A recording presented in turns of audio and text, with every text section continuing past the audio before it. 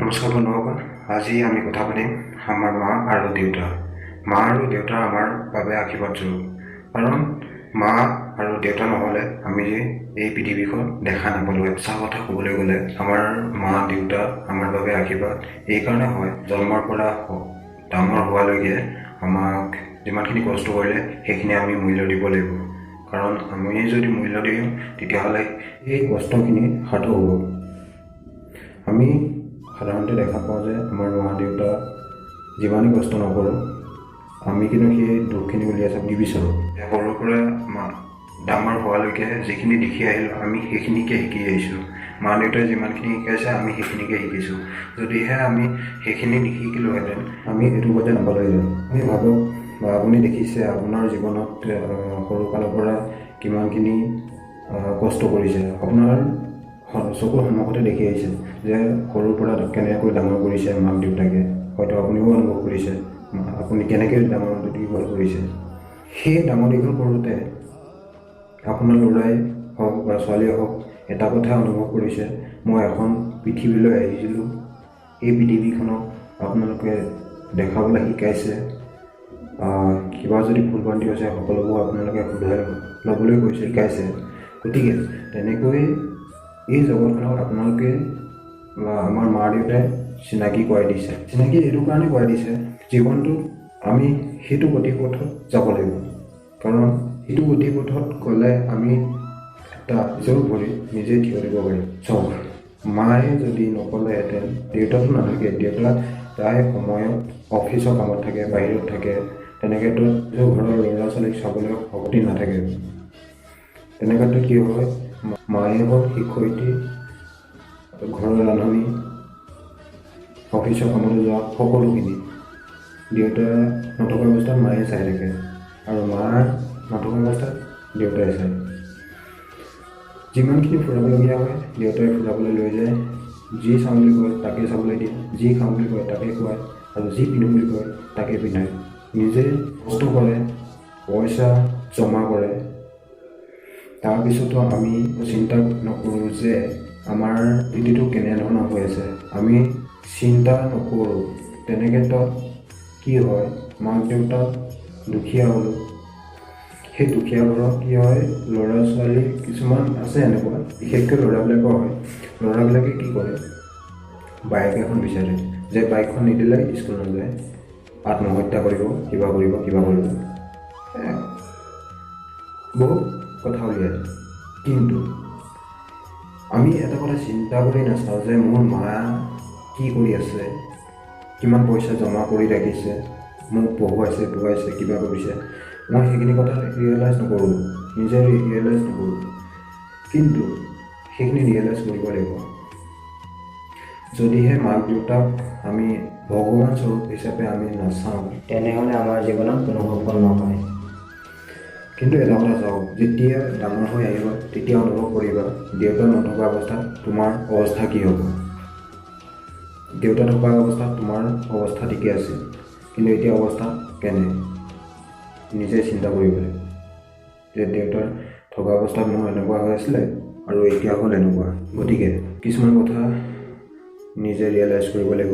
মা দেউতা থকা অৱস্থাত যিমানে যি নহওক, তুমি ডাঙৰ হৈছা যেতিয়া সংসাৰ কৰিব লাগিব। সংসাৰ কৰাৰ পাছত তুমিও এগৰাকী সন্তানৰ দেউতা হ'বা।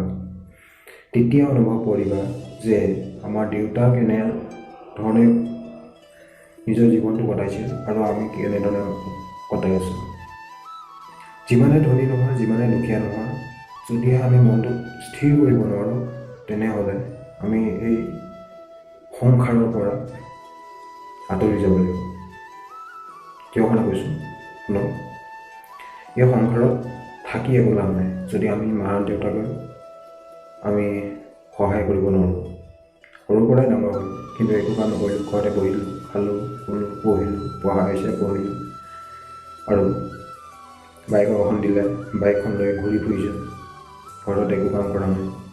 গতিকে এইটো কথা তুমি বাদ দিয়া আৰু এটা কথা চিন্তা কৰিব লাগিব যে মোৰ মা দেউতাই মই যিহকে কওঁ সেইখিনিয়ে কৰি দিয়ে আৰু মোক যিখিনি কয় মই সেইখিনি কৰিব চেষ্টা নকৰোঁ। কেতিয়াবা ভাবি চাইছানে? নিজক ভাবা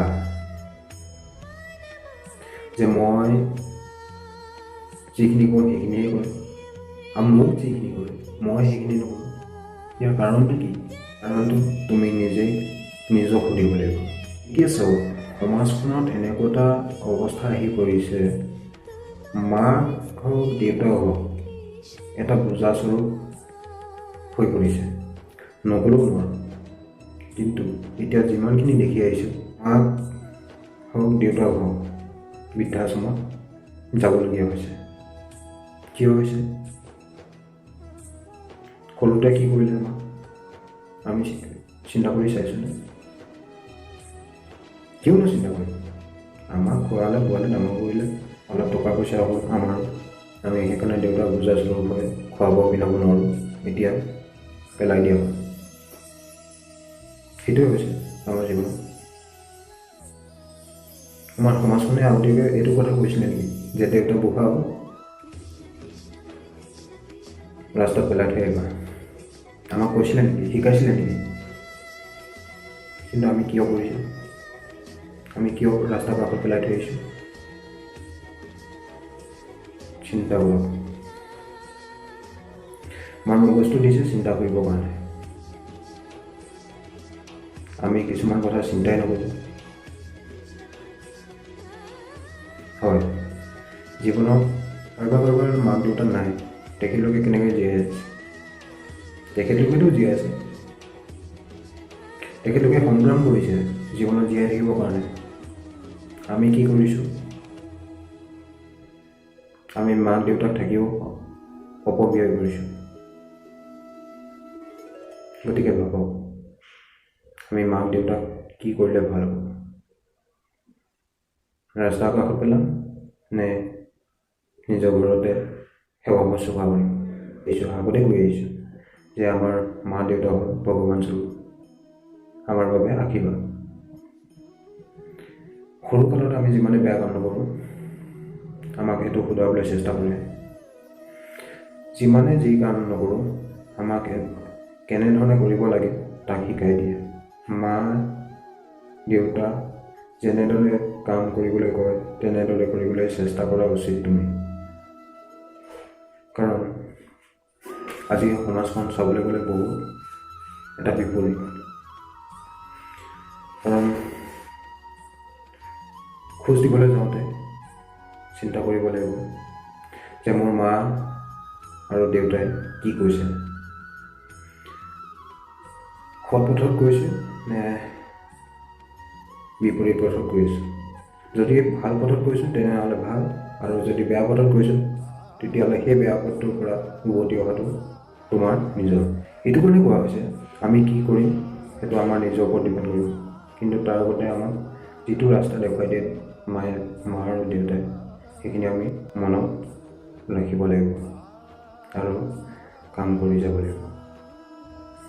যদি আমি মা আৰু দেউতাৰ মতে কাম নকৰোঁ তেনেহ'লে আমি জীৱনত ছাকচেছ হ'ব নোৱাৰিম।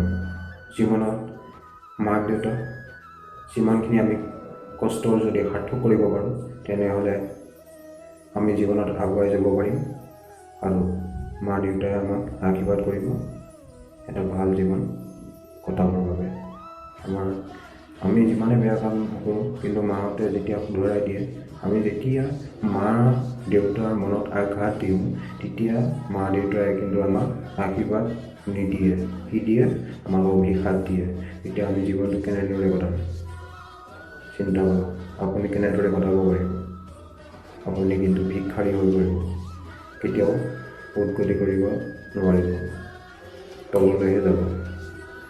গতিকে আপুনি নিজৰ মাক দেউতাক শুশ্ৰূষা কৰক, ঘৰতে ৰাখক, বৃদ্ধাশ্ৰমলৈ ঠেলি দিয়াতকৈ খোৱাওক পিন্ধাওক। আপোনাক যেনেদৰে সৰুৰ পৰা ডাঙৰ দীঘল কৰিলে ঠিক তেনেদৰে আপুনিও সেই সৰুকালৰ কথা মনত পেলাব লাগিব, আৰু মা দেউতাক সেই সৰুকালত ধৰি কাম কৰি যাব লাগিব।